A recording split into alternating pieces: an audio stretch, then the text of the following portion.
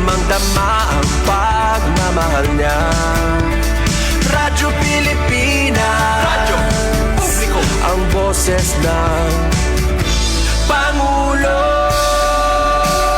Radyo publiko, Radyo Pilipinas, radyo publiko, Radyo Pilipinas.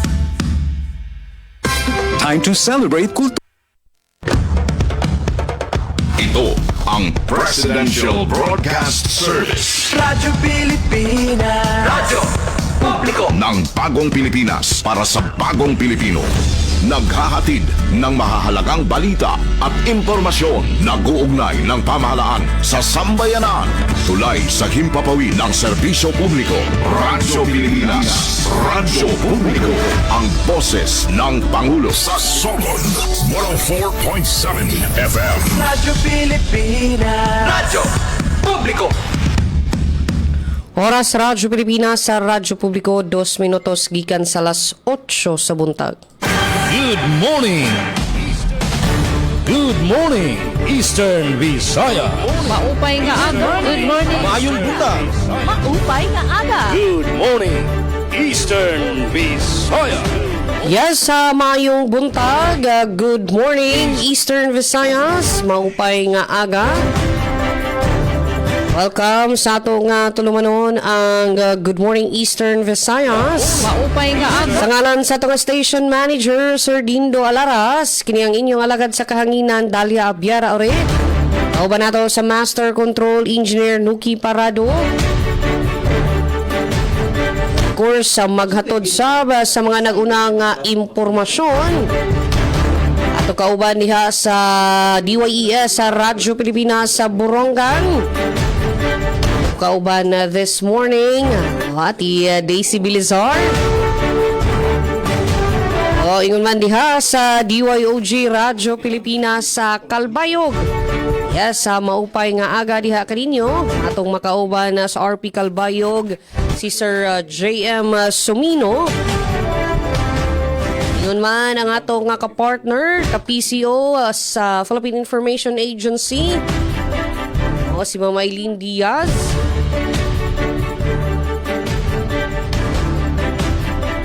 Sa panguna sa atong Regional Director, Sir Rian Arinto.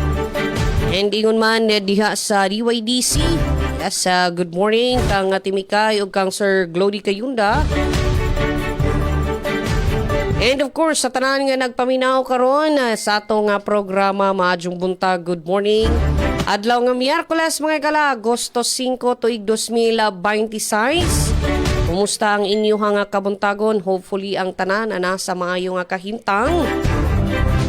As to update sa itong nga panahon dinhi sa Southern Leyte so far.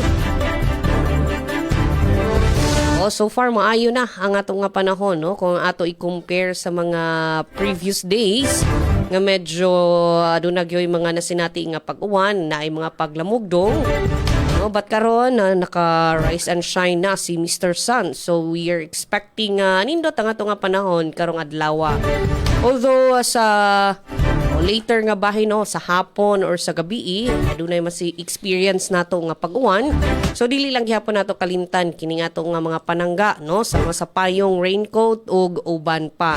And of course sa ato nga mga biyahidor, mga mo travel maghinay sa inyo nga pagmaneho and make sure nga aduna mo'y dala nga mga importanteng dokumento sama sa kining rehistro rehistro, inyong lisensya o uban pa nga mga pangitauno panahon sa checkpoint. Alright. Yes, niputuha mga ka-RP. Dili kita magalangan ato nga pangumustahon ang mga naguna nga kalambuan ngadto sa Borongan City. Kumusta ba pugkaha ang ilahang nga panahon ug ang mga naguna nga balita mga kalambuan ngadto sa ilahang area. Yes, mayong buntag ati Daisy Lalosa Belizar. Good morning, Eastern Visaya! Yes, ati Days. Good morning. Okay, magandang morning gihapon Miss Dalia ngad sugad man iton mugos nga pera sa itong Radyo Pilipinas sugod Southern Leyte pinamumunuan ni Station Manager no Sir Dodens Alaras and sugad man magandang morning hito naton mga magiging katugbang liwat yan na no Radyo Pilipinas Kalbayog naman Mr.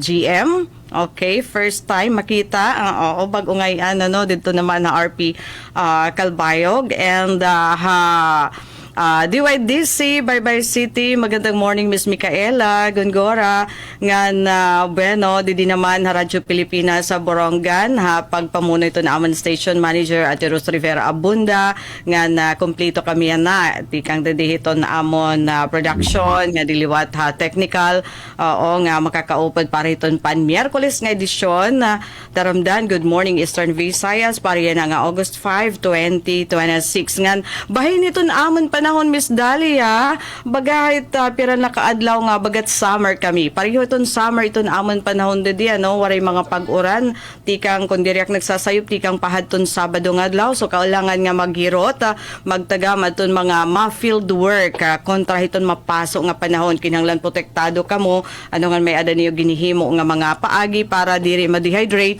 samtang nga adto hagawas ay labi na yan na kaya na nga adlaw August 5 amo in nakaschedule payout para hiton mga beneficiaryo hiton bucket to uplift. Didia probinsya iton Eastern Samar bubuhatan dedaha San Julian Municipal Covered Court.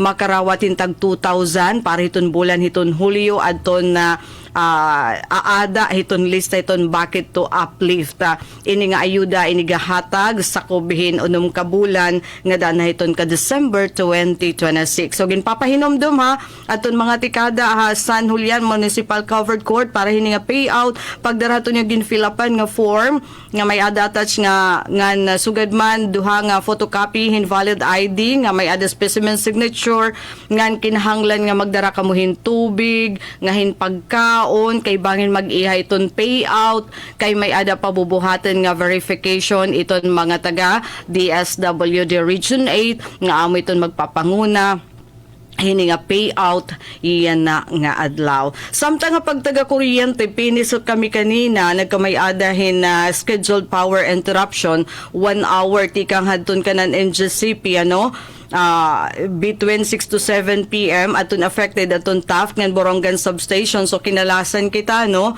pero kanan in GCP adto pero an iras ring nga 1 hour mga 15 minutes lang ani namon inabat atun na power interruption pero atun waray makabasa atun abiso kagabi yun atun pinangalasan hantig nga pagparenghan kuryente iyan na nga pasado alas 6 aga pero waray naman mag-iha kay nagkamay-ada lahin na transmission line maintenance activity and correction haton madepektibo nga Borongan kinapundan 69 kV line portion.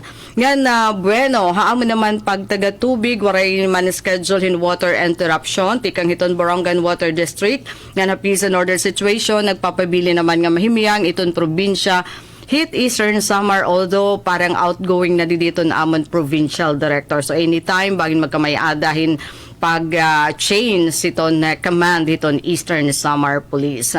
Ngan bueno para hiton headlines at mga balita na hikay hiton Radyo Pilipinas Borongan para yan ang adlaw August 5, 2026. Siyahan Local Government Unit iton sulat naghataghin electronic trikes 28 nga pedicab drivers. Governor Ivardoni nagkomiter hindugang nga pundo. Ngan samtang supply o presyo hiton bugas sa syudad hiton Borongan nagpapabilin nga estable base hiton gindudumara nga monitoring hiton City Agriculture Office. Ngan libre nga sakay para hiton mga estudyante ha kolehiyo opisyal nga iginlunsad han local government unit han Llorente. So Miss Dalia atong detalyihan mga balita amon ipapahat ha second round taramdan. Good morning Eastern Visayas. Good morning, Eastern Visayas. Yes, Ate Daisy, thank you so much. Daghang salamat sa imong nga pasyonang impormasyon. And extend my morning greetings sa imong mga kaubanan diha sa DYES sa Borongan. Bueno, biyahe kita ngadto sa Calbayog City. Pangumustahon po nato kung musta po ang ilang weather update. Ingon man ang mga naguna nga kalambuan nga nahikay sa Tibok Puwersa sa RP Calbayog. Yes, mayong buntag, Sir JM Sumino. Good morning, Eastern Visayas. Yes, Sir JM, good morning. Yes, good morning. Thank you so much, Dalia Orita Tuwel, sa DYSL Sugod. Ngan mo pa nga aga sa natin mga minayuyo nga mga mamarati tidi sa radyo nga sa bugos nga riyon. Ngan mamarati man liwat sa mobile application sa mga listeners. Especially didi sa Calbayog sa 88.2 AM band. Ngan mo pa nga aga sa mga Facebook live viewers natin all over the world. JD Avelino Day didi sa Calbayog, so holiday yan ang adlaw. Ngayon, good morning luwas sa natin mga kausa didi siningang programa. Good morning Eastern Visayas. Maupay nga aga sa aton kasi PCO, Radyo Pilipinas Borongan, Daisy Bilizar, ngan pinamunuan sa SM Station Manager Ruth Rivera Abunda. Good morning luwat sa natin PIA dida sa Leyte, tama ba? Sa Leyte? Kan Maylin Diaz sa regional regional head Rian Arinto sa naton partner sa Academe VSU DYDC FM bye. Good morning Micaela Gungora. Good morning luwat kan Sanira head kan Dr. Cristina Gabrilio. Tikang didi sa DYOG Radyo Pilipinas Calbayog sa ngaran sa namon acting broadcast station manager Hinaro Navilon. Kaupo didi sa aton sa master control si Engineer Raisano Barandino nga naniya gintitrain si Engineer Joaquin James Maskaling. Ano yung kaupod nga makakaupod JM Sumino para sa nga programa Good Morning Eastern Visayas. Sa aton pagtagapanahon, maupay nga aga, Miyerkules nga adlaw, Agosto 5, 2026. Ang kamutangan yan na didi sa Calbayog, nga sa summer in general, maadlaw yan na. Nga na naton temperatura, naabot sa 29 degrees Celsius, pero ang humidity 80%. Sanglit, ang naabaton nga kapaso, maabot sa bagabaga sa 35 degrees Celsius. Grabe nga kapaso. Sa pagpadayon sa nadlaw, lalauman nga may pabugso-bugso nga nga thunderstorm nga pag-uran. Diin maigbaw liwat ang temperatura sa pinakamataas nga 32 degrees Celsius. Para naman sa naton mga pahinumdum tungod sa posible nga pag-uran nga thunderstorm yan ang adlaw, maghirot gud kita sa mga madalunot nga dalan. Ngan posible nga tigdala pagbaha, especially sa mga hamugbo nga mga lulugar. Ngan kung magawas sa iyong mga panimalay, pagdara ka mo sa mga pananggalang sa ulan ngan sugad sa payungan kapote. Sa mga motorista liwat ngan biyahero, paghinay sa pagmaneho. Stay hydrated ngan padayon nga tumutok dinhi sini nga iyo taramdan na Radyo Pilipinas. Para sa naton pasi orden, generally peaceful man didi sa Calbayog, nga nagpapadayon ng school visitation and police presence, kumusuporta sa Safer School Zone Initiative. Sa pagtaga kuryente, nagpapadayon ng supplies and kuryente, waray man sara agin pagawas nga abiso, nga sa tubig liwat, waray gin pagawas nga abiso, kundi ang mga maina nga maluya nga waraturo nga tubig magpabadayon nga problema nga ang mga may tubig mapapadayon na nira pag-enjoy sa benepisyo sa tubig. Announcements, ihatagulin na ng mga announcement tungkol kay kinahanglan ini siya, especially didi sa Samar. NWSSU Micro Classroom sa Matuginaw, an entrance exam and review refresher program. Pagbubuhaton sa Matuginaw. And specific na venue to be announced pa. Pagbubuhaton ini sa August 5 to 6. Yan na, magtitikang adlaw. Morning session alas 8 nga alas 12 and afternoon session alauna nga alas 5 san kulo. Bisitahan nala ang Northwest Summer State University nga page para sa dugang nga informasyon. Magkakamayada Tandaya Festival Handog Saya Concert. Kaupod si Coco Martin ng Julia Montes ngan iba pa nga mga artista sa August 9 dida sa Calbay Coastal Road. Ngan may da kita mga pipira nga job hiring sa Milko 1, may da duwa nga posisyon ng Consumer Welfare Desk and HR staff. Para sa iba pang impormasyon, bisitahan nila nila page, Facebook page sa Milko 1. Ngan ginpapahinumduman ang konsumidores sa Milko 1 nga sarado yan ang adlaw an ira opisina kung kamo magbabayad ngan may da kamo mga important nga mga lalakton pakad sa ira. Ngan sa naton naman Laray Uluhan Kolehiyo ginpaharani sa mga kabatan unan sa Kamatuginaw pinaagi sa NWSSG extension classes. Hatag lamrag light a home program ginlunsar sa Gandara Samar. Nga na Vivant nag-inspeksyon sa posibleng nga lugar para sa proyekto sa wind power sa Northern Samar. Ang detalye igpapaangbit niyan sa second half of the program. Oras naton 8:17 san kaadlawon. Good morning sa iyong tanan.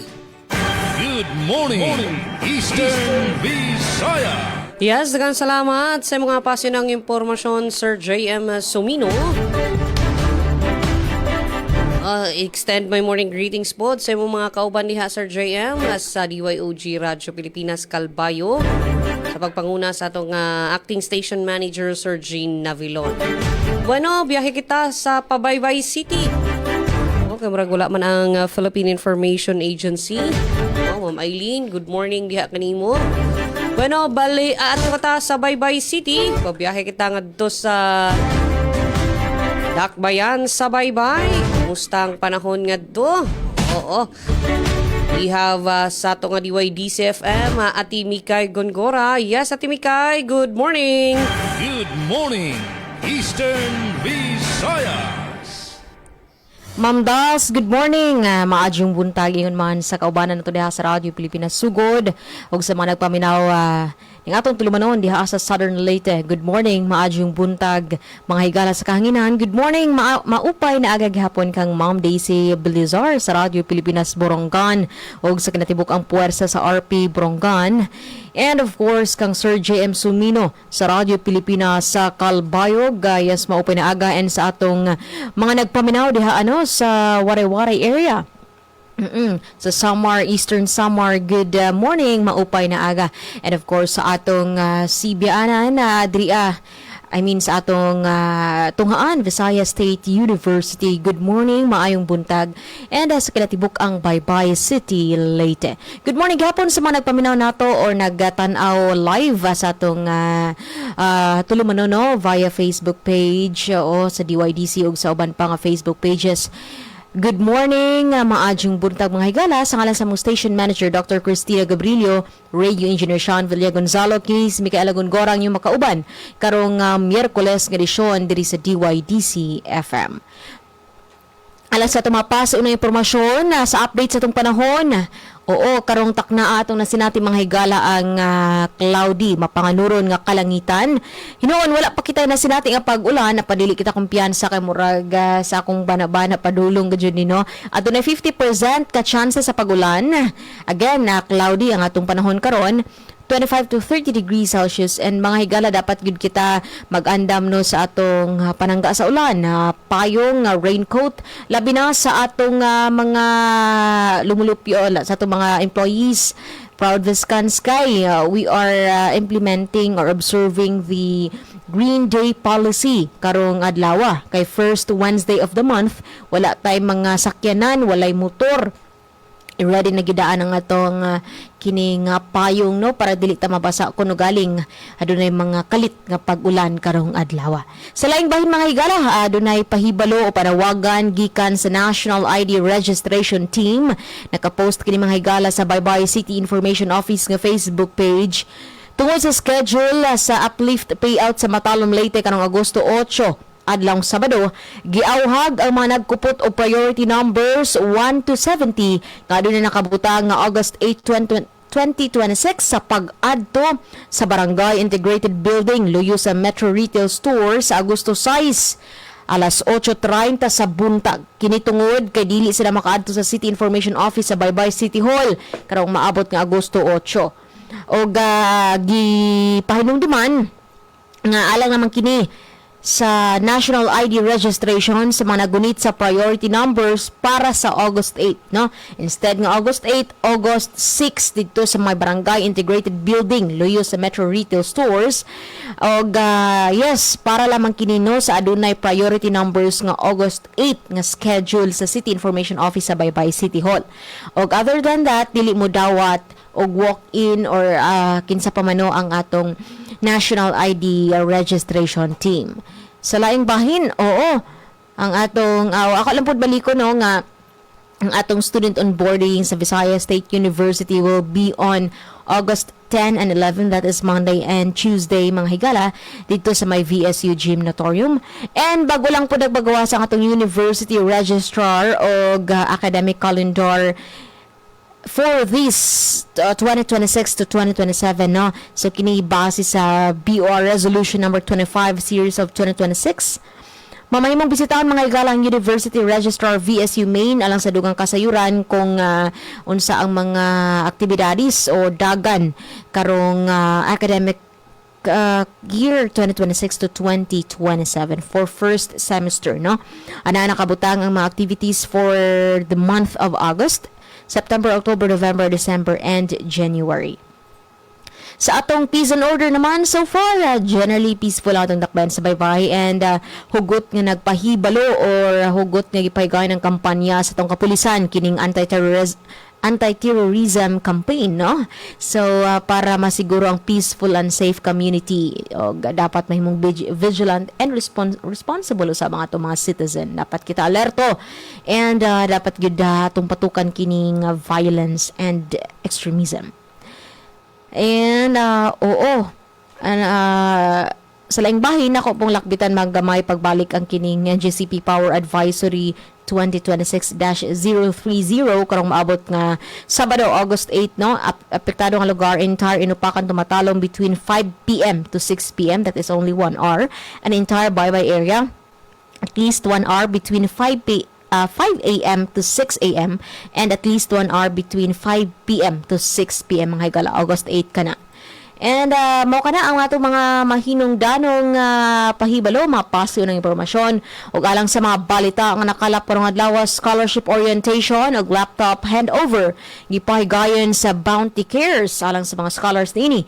BIR RDO 089 magpahigayon og libreng tax clinic sa Baybay City Hall.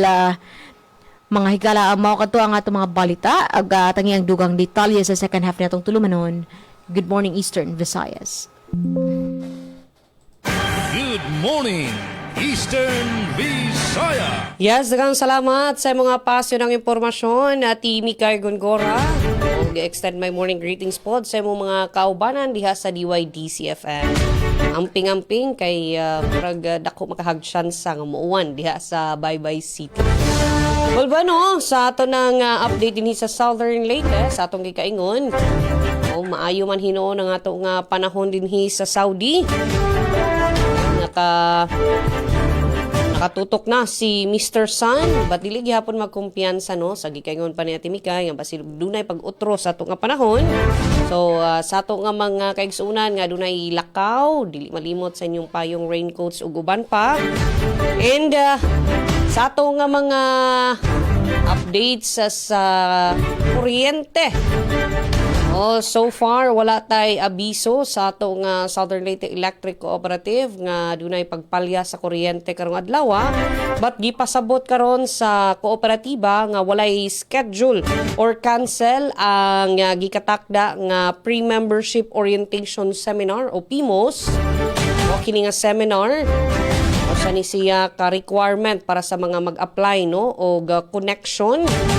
So far, sa abiso sa Suleco nga kanselado kini, wala man hinoy gihatag nga rason kung unsay hinungdan nga nung nakansela. ang face-to-face and even ang online karong Friday.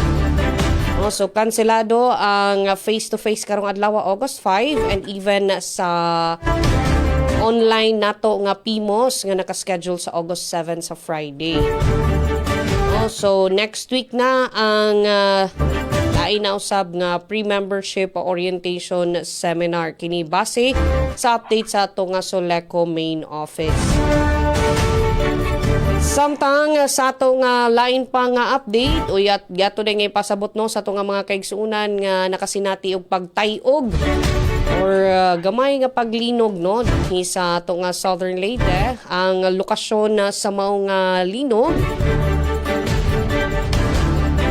7 kilometer northeast of St. Bernard, Southern Leyte. Ang magnitude nasa 3.9. Tectonic ang origin mga igala o niigo kini pasado alas 6 sa buntag. Intensity 3 na sinati sa Sogod, Hinundayan o St. Bernard. Intensity 2 sa San Juan, Hinunangan, Anahawan, Silago, Liluan, Libagon, San Francisco, Bontoc, Tumas Opos ug Malitbog, pulos ni tanan sa Southern Leyte. And the sa instrumental intensities, intensity 3 sa Hinundayan o Sogod, intensity 2 sa Mahaplag, Leyte, Malitbog, San Francisco and San Juan, Southern Leyte, o intensity 1 sa Hilongos and Abuyog, Leyte.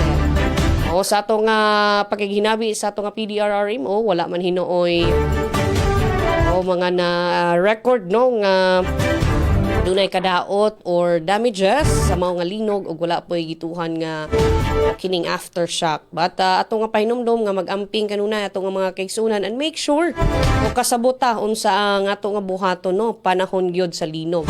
O importante gyud kining participate sa simulation exercise kining duck cover and hold aron gyud luwas ang ato nga kaugalingon o gingon man ang ato nga pamilya. Alright, sa atong ato day pud nga ipasabot karon lang gyud gikumpirma sa tigpamaba sa dakbayan sa Maasin o Ate Mikay, Sir JM and Ate Daisy at ipasabot sa ato nga mga kaigsunan nga o karong Agosto 10 ato nga i-celebrate ang Charter Day. Ika-26 nga anibersaryo sa pagkasyudad sa dakbayan sa Maasin and ubay-ubay na nga mga activities ang nakahanay. And aside sa Charter Day, doon na po tayo fiesta karong umabot Agosto 15. So back to back ang ato nga celebration sa dakbayan sa Maasin, ubay-ubay nga mga kalihukan o mga makalingaw nga o activities ang gihanay sa ato nga simbahan ingon man sa ato nga LGU no hand in hand ni sila o para sa selebrasyon and gikumpirma karon pa lang gyud no sa ato nga focal person diha sa LGU Masin nga gituuhan nga mahimo nga bisita sa Charter Day ang ato nga secretary sa DSWD nga si Secretary Rex Gatchalian kauban ang ato nga regional director DSWD Regional Director Grace Subong and ingon man ang ato nga regional director pod sa DOST nga si Sir John Glenn Ocania. So na sila mga higala ang bisita sa Charter Day. Confirmed na gyud nga bisita sa ato nga syudad sa Maasin. Alright, sa ato nga mga nahipos nga balita para karong adlaw. Mga linemen gipasidunggan sa Soleco atol sa National Line Workers Appreciation Day.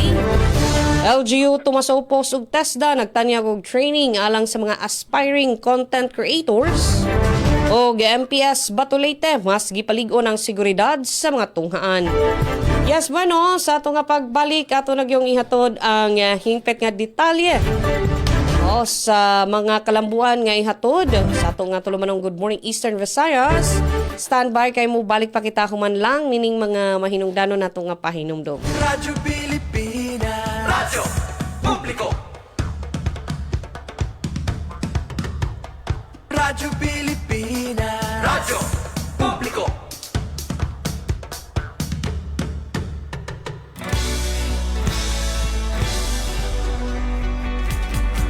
Mahalagang mga balita. Stop and Spot. Paano tayo makasisigurong legit ang impormasyong nababasa natin sa social media? Spot the source. Hindi porke nag-viral, totoo. Kaya laging i-fact check ang impormasyong nakuha at tukuyin kung credible ba ang sources ng mga ito. Spot the purpose. Hindi lahat ng nakapost ay may mabuting hangarin. Ang iba ay may intensyong makapanira lamang. Kung sa inyong palagay ay hindi nakatutulong para sa mas nakararami ang impormasyon, huwag na itong i-share para hindi na magdulot pa ng gulo o pagkalito. Spot the ownership.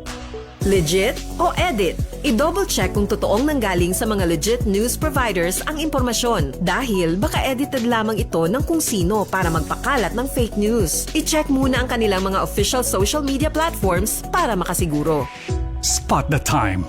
Updated ka nga ba? O baka outdated na yung balitang na-share mo? Siguraduhin na tingnan mabuti rin ang month, day at year ng impormasyong inyong binabasa upang hindi maging sharer ng mga lumang balita. Let's be part of the solution. We can be warriors against disinformation and misinformation. Maging mapanuri sa lahat ng oras. A message from Presidential Communications Office, Department of Education, Commission on Higher Education, DILG, DSWD, Presidential Broadcast Service at Radyo Pilipinas.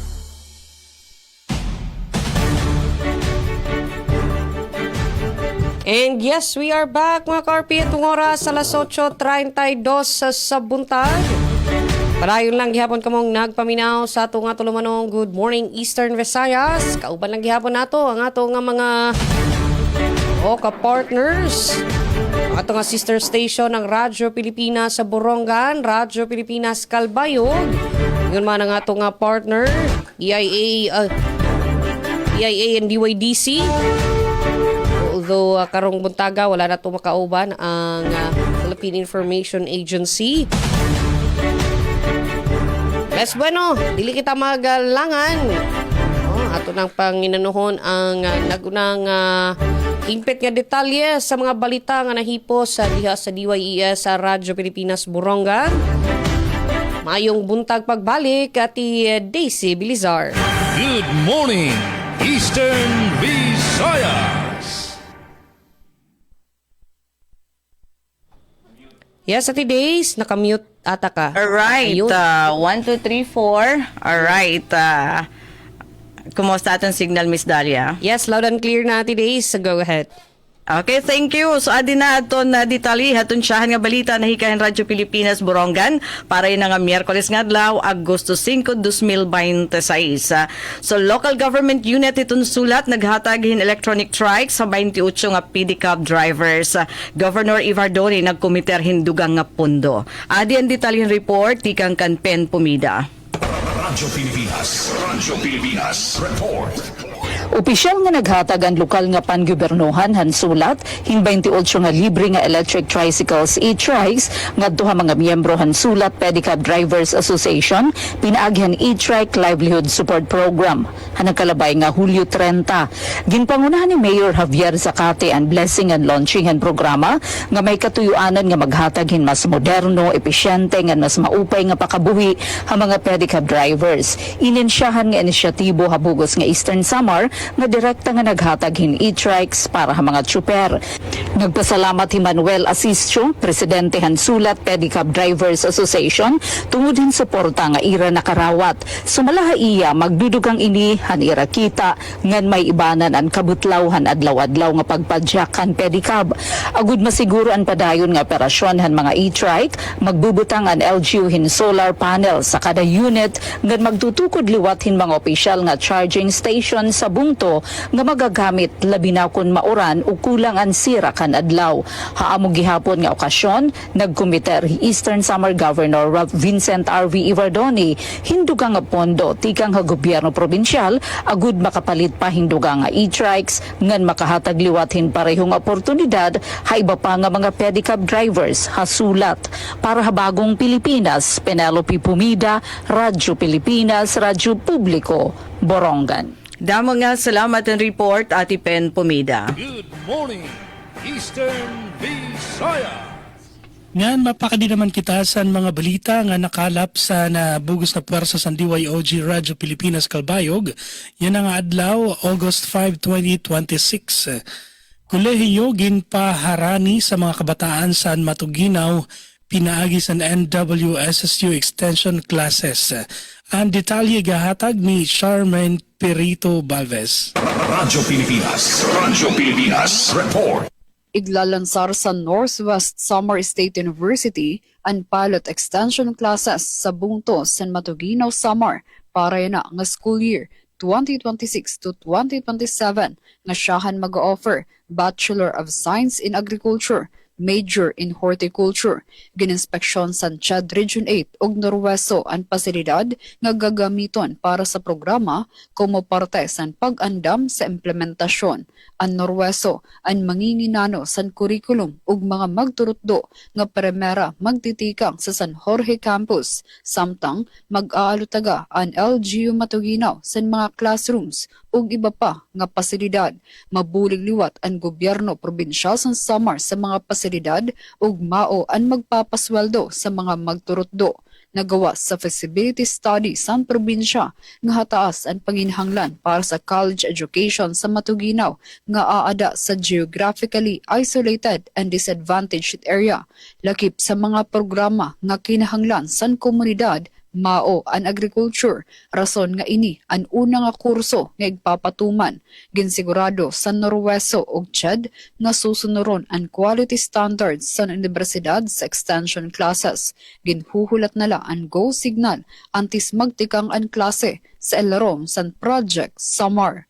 Para sa Bagong Pilipinas, Charmaine Perito Balvas, Radyo Pilipinas, Radyo Publiko, Kalbayog. Good morning, Eastern Visayas. Sa lain pang balita, scholarship orientation ug laptop handover gilunsad sa Bounty Cares alang sa mga VSU scholars niini. Anang detalye sa report ni Glody Kayunda. Radyo Pilipinas Report. Gikatak lang ipahigayon karong adlaw, adlang Miyerkules, Agosto 5, 2026, ang free tax clinic nga gipasugdahan sa Bureau of Internal Revenue kun BIR, Revenue District Office kun RDO 089 Western Leyte dito sa Baybay City Hall. Sugod alas 8 sa buntag hangtod alas 5 sa hapon. Gibugna ang maong libreng on-site na serbisyo aron matabangan ang mga taxpayers, business owners, self-employed individuals ug mga professional sa ilang mga panginahanglanon bahin sa buwis. Lakip sa mga serbisyong itanyag, maong taxpayer registration assistance, DIN verification, electronic BIR forms, ug electronic FPS assistance, pagtabang sa mga payment concerns, tax filing guidance, ug tax compliance consultation. Giawhag ang tanang interesado nga mahimong mopahimulo sa maong libreng serbisyo aron makakuha og hustong giya ug tabang sa ilang mga obligasyon sa buwis. Alang sa dugang pangutana ug impormasyon, mahimong kontakon ang BIR RDO 089 pinaagi sa mga numerong 053-520-5160 o 561-0069. Gikan sa VSU DYDC-FM, Ray Bael, student intern. Good morning, Eastern Visayas. Stay rooted in your passion and always carry the VSU spirit of and transformation wherever you go. The future is bright and it belongs to you. Samtang gidasig usab ni Mr. Junito A. Panonce, Coordinator sa Institutional Student Programs and Services, ang mga scholar sa pagpadayon sa ilang mga pangandoy o pagpaningkamot aron makabot ang ilang mga tumong.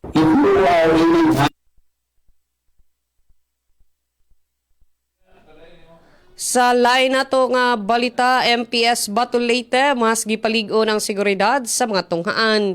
Ani ang report ni Sir Javi Capiz. Radyo Pilipinas Report. Gipakusgan pa sa Bato Municipal Police Station sa lungsod sa Bato, Lalawigan sa Leyte ang ilang paningkamot sa pagpaligon sa seguridad sulod sa mga tunghaan pinagi sa pagbisita sa nagkalain nga mga eskwelahan sa lungsod. Kagahapong adlaw gibisita sa PNP Bato ubos sa pagpangulo ni Police Major Ryan C. Dilema ang Bato National High School, usa sa mga dako nga tungaan sa lungsod. Diin sila giabi-abi ni Principal Dr. Ruel R. Vertudazo. Ana asong inisyatibo kabahin sa panan nga programa sa kapulisan aron masiguro ang kalinaw ug kapsay sa mga eskwelahan, ingon man ang paghatag og luwas ug protektadong palibot alang sa mga estudyante, magtutudlo, ginikanan o sa tibok katawhan. Pinagis na nga pagpaligon sa koordinasyon, uban sa mga opisyal sa eskwelahan, gipakita sa PNP Bato ang ilang pasalig sa pagpalambo sa disiplina, pagpugong sa mga posibleng hulga o pagpaligon sa pagsalig o pasalig tali sa kapulisan o sa komunidad sa matag tunghaan. Matod pa sa MPS sa Bato, magpadayon ilang police visibility o pakigtambayayong sa mga eskwelahan isip kabahin sa ilang misyon sa pagpanalipod sa katawahan o pagmintinar sa kalinaw o seguridad sa matag eskwelahan. Balitagi ka sa lungsod sa Bato, Lalawigan sa Leyte para sa Bagong Pilipinas. Jevic Epis, Radio Pilipinas, Radio Publiko. Yes, salamat sa imong report, Sir Jevic Epis. Good morning, Eastern Visayas. Minuto sa nakalabayhan alas 8 haaga dugang nga balita na hikayhan Radyo Pilipinas Borongan. Supply og presyo iton bugas sa syudad iton Borongan nagpapabilin nga estable ininbase iton gindudumara nga monitoring Han City Agriculture Office. Ang detalyan report ikang kan Engineer Sok Aberia. Radyo Pilipinas Report. Nagpapabiling estable itong supply ng presyo at bugas sa syudad ng Borongan. Ininbasit ikinasimana gindudumarang regular price monitoring at LG Borongan, ipinagit City Agriculture Office sa pirang agro-fishery commodities, particular bugas, ang Borongan City Supermarket ang Martes, Agosto 4. Hindi nga pinakuring retail rice price monitoring kontingensiyan presyo ng bugas na napulong ang rice retailers na nasabing ang merkado nga nadyan itong presyo ng bugas. Ang pinakabarato in Sambulawan nga tag 43 pesos ang presyon kada kilo, nga na native nga laon in mapapalit 44 o 45 pesos ang presyon kada kilo, samtang ang native rice in tag 50 pesos nga da 56 pesos ang presyon kada kilo. May daliwat bagas nga tag 50 pesos nga da 59 pesos ang presyon kada kilo dependent klase bagas, samtang ang red tanner in mapapalit 65 pesos ang presyon kada kilo, ang red rice in tag 60 pesos nga nan black rice in tag 110 pesos ang presyon kada kilo, samtang ang glutinous rice o pilit nga busag in mapapalit 70 o 80 pesos ang kada kilo, nga nantapol in tag 110 o 120 pesos ang presyon kada kilo. Samtang ang presyon kada sakwan tag 50 kilos nga bugas inada 2,050 nga da 2,750 ang presyo depende klase bugas, nga nada pa 2,569 kasakwan ihapan nakastock na bugas sa nasabing retailers na nagpapabilin ng estable itong supply presyon bugas sa syudad. Samtang ang nasabi nga mga presyon bugas inaros parehas ang gindumara nga price monitoring ang City Agriculture Office na nasabi nga merkado ang naglabay nga bulan ng Hulyo. Kaupod ni Agriculturist Ms. Claire Abubo in pirang nga mga kawani ang City Agriculture Office sini nga regular retail price monitoring ang pirang agri-fisher commodities sa syudad ng Borongan a supervision ni City Agriculturist Mr. Macario Gaburnes. Para sa Bagong Pilipinas, Sok Aberia, Radyo Pilipinas, Radyo Publiko, Borongan. Da mga salamat ang report, Engineer Sok Aberia. Good morning, Eastern Visayas. Ngan para sa dugang nga balita, hatag lamrag light a home program ginlunsar sa Gandara, Samar. Pamatii din akong report.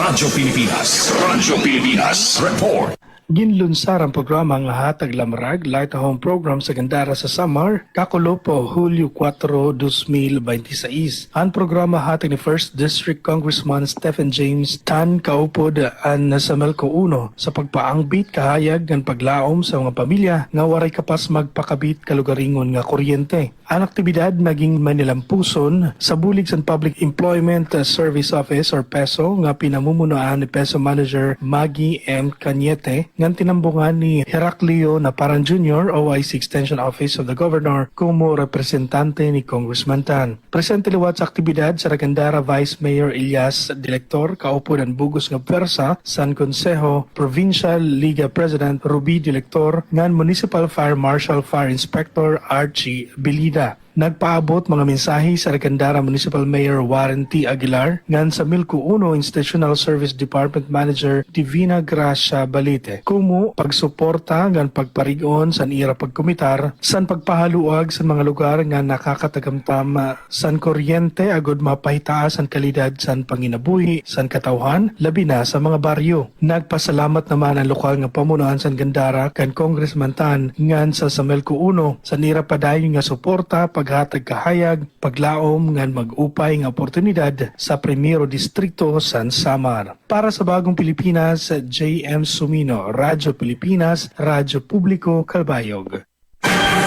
morning, Eastern Visayas. Samtang BIRRDO 089 magpahigay ng libreng tax clinic sa Baybay City Hall karong adlaw. Ang detalye sa report ni Ray Bael, student intern.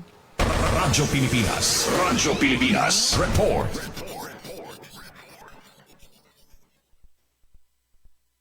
Gikatak mga pahigayon karong adlaw adlaw Miyerkules Agosto 5, 2026 ang Free Tax Clinic nga gipasugdahan sa Bureau of Internal Revenue kun BIR Revenue District Office kun RDO 089 Western Leyte dito sa Baybay City Hall sugod alas 8 sa buntag hangtod alas 5 sa hapon. Gimugna ang maong libreng on-site nga serbisyo aron matabangan ang mga taxpayers, business owners, self-employed individuals ug mga professional sa ilang mga panginahanglanon bahin sa buwis. Lakip sa mga serbisyong itanyag maong taxpayer registration assistance, PIN verification, electronic BIR forms o electronic FPS assistance, pagtabang sa mga payment concerns, tax filing guidance o tax compliance consultation. Giawhag ang tanang interesado nga mahimong mopahimulos sa maong libreng serbisyo aron makakuha og hustong giya og tabang sa ilang mga obligasyon sa buwis. Alang sa dugang pangutana og impormasyon, mahimong kontakon ang BIR RDO 089 pinaagi sa mga numerong 053-520-5160 o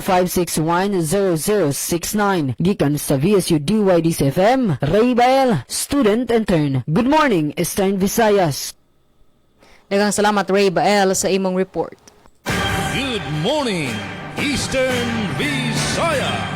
Sa dugang panatong nga update, mga linemen gipasidunggan sa Soleco atol sa National Line Workers Appreciation Day. Aniya nga atong report. Radyo Pilipinas report. Nakikiusang Southern Leyte Electric Cooperative o Soleco sa 121 ka mga electric cooperative sa Tibok Nasod sa pagsaulog sa National Line Workers Appreciation Day. Isip pagpasidungog sa mga linemen nga nagserbisyo aron masiguro ang padayon og kasaligan nga supply sa kuryente. Gipasalamatan sa Soleco ang 67 ka mga linemen ini tungod sa ilang nga kakugi, kaisog ug dedikasyon sa pagatubang sa ilang nga tahas bisan pa sa dili maayo nga panahon aron mapadayon ang serbisyo sa mga member consumer owners. Isip timaan sa pagpasalamat, naghatag ang Soleco Management o Board of Directors og mga token sa tanang linemen. Isip pag-ila sa ilang bililhong kontribusyon sa kooperatiba o sa mga komunidad nga ilang giserbisyohan. Matud sa Soleco, ang walay kahago nga serbisyo sa mga line workers mo'y nagparayon sa paghatag og kahayag sa kuryente nga nagsuporta sa adlaw-adlaw nga panginabuhi ug pangandoy sa katawhan sa lalawigan.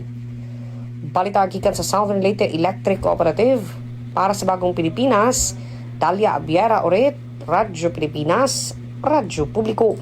Good morning, Eastern Visayas. Samtang dugang nga balita, tikang Radyo Pilipinas Borongan, Eastern Samar Electric Cooperative, gintago siya ang pitad ni House Minority Leader Libanan nga paimbestigaran adtong sobra nga sukotan kuryente ha Visayas.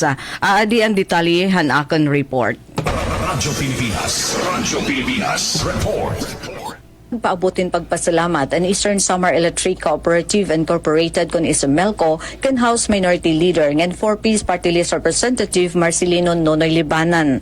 Iniintungod niya inisyatibo nga paimbestigaran ha Kamara ang controversial nga line loss ngan congestion charges kon LLCC o line rental charges nga nagpapabugat sa sukotan kuryentehan mga konsumidor ha Visayas.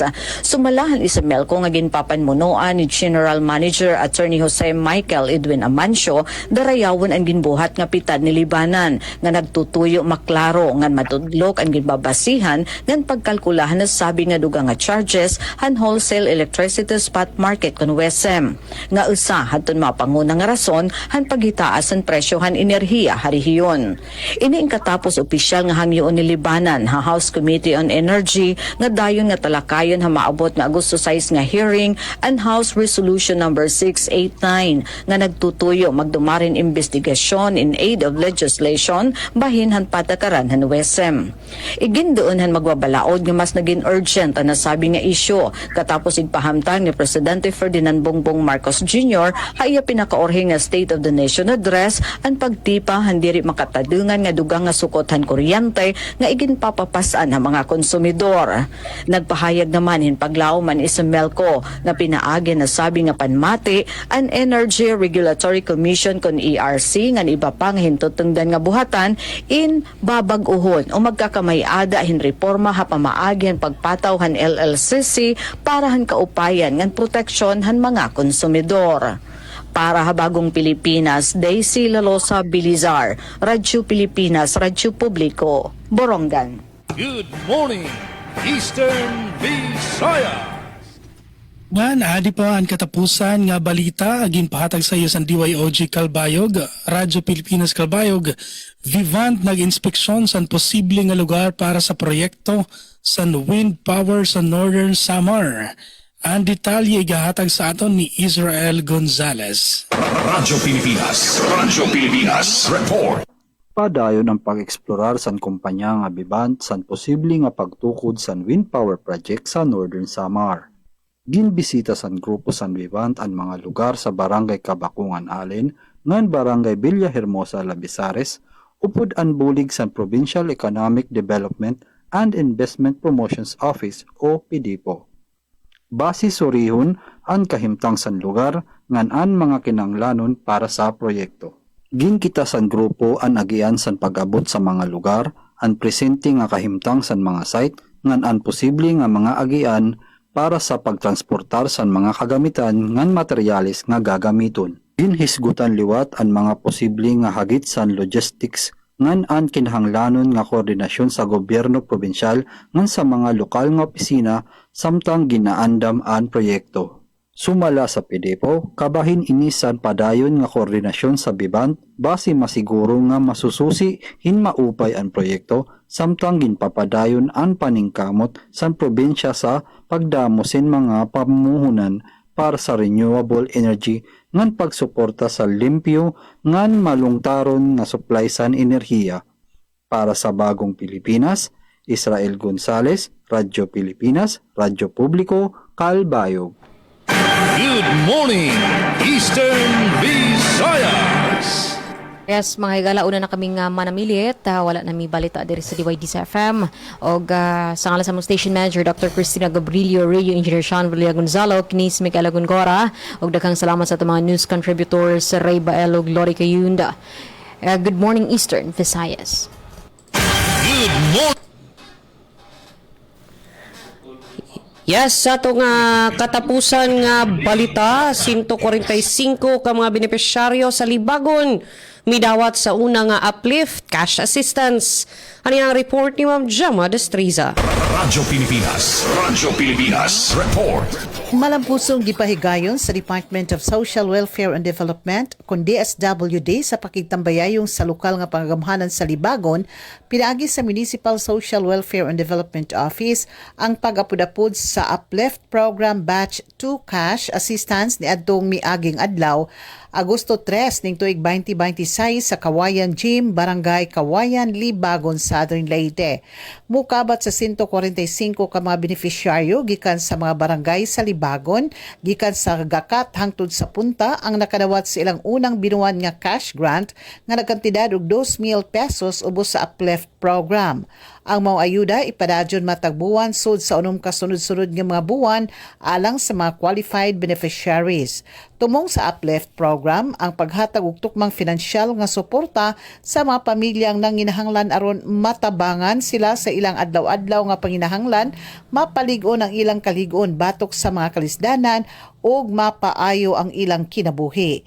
Gipasalamatan sa lokal nga panggamhanan sa Libagon ang DSWD Field Office 8, si Mayor Oliver Ranke, mga opisyal sa barangay, ang host barangay sa Kawayan ug tanang kawani nga mitampo sa hapsay ug malampusong pagpatuman sa maong payout.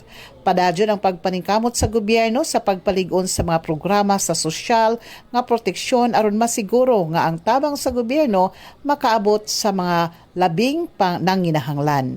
Balita gikan sa lungsod sa Libagon, Southern Leyte para sa Bagong Pilipinas, Gemma Destriza, Radyo Pilipinas, Radyo Publiko. Yes, daghang salamat sa imong report, Ma'am Gemma Destriza. Tung oras 5 minutos sa dili pa mag-alas 9 sa buntag. Good morning, Eastern Visayas. nga katapusan nga balita tikang didi Radyo Pilipinas Borongan libre sakay para haton mga estudyante ha kolehiyo opisyal nga ginlunsad han local government unit han Llorente.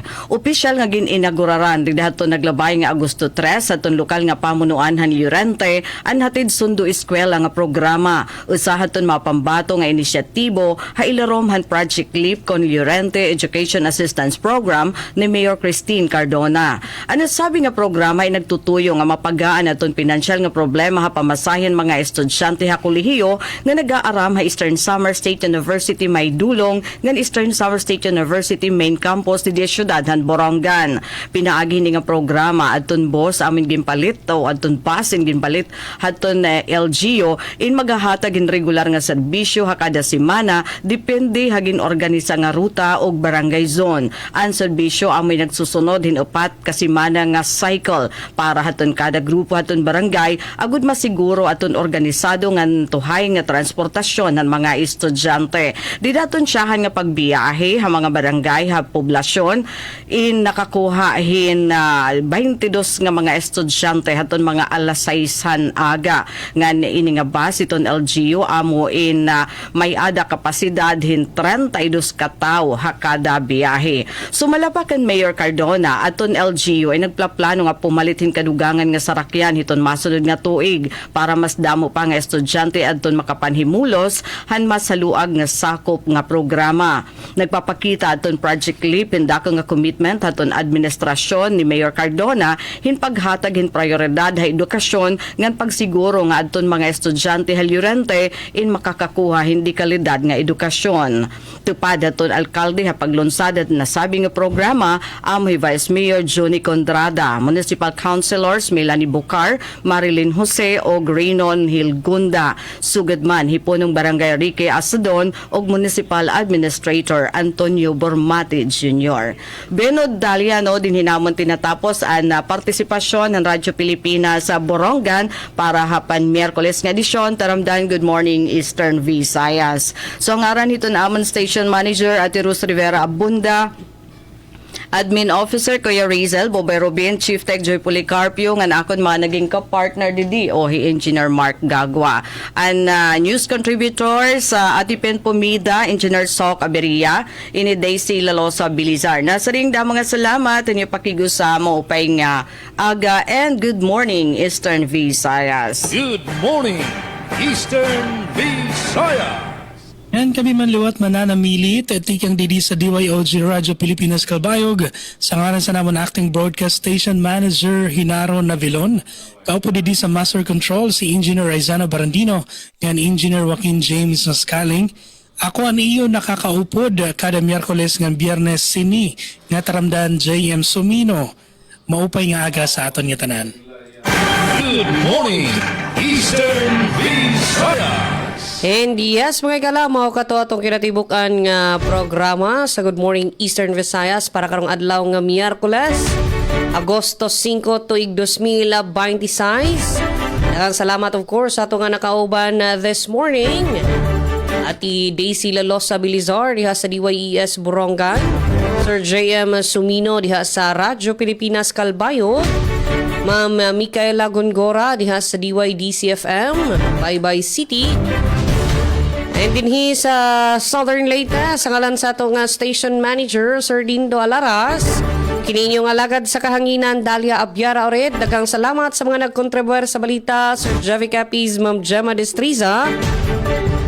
Yun man, daghang salamat sa atong kauban sa Master Control Engineer Nuki Parado. Mayong buntag, good morning, Eastern Visayas. Good morning, Eastern Visayas. Radyo Pilipinas.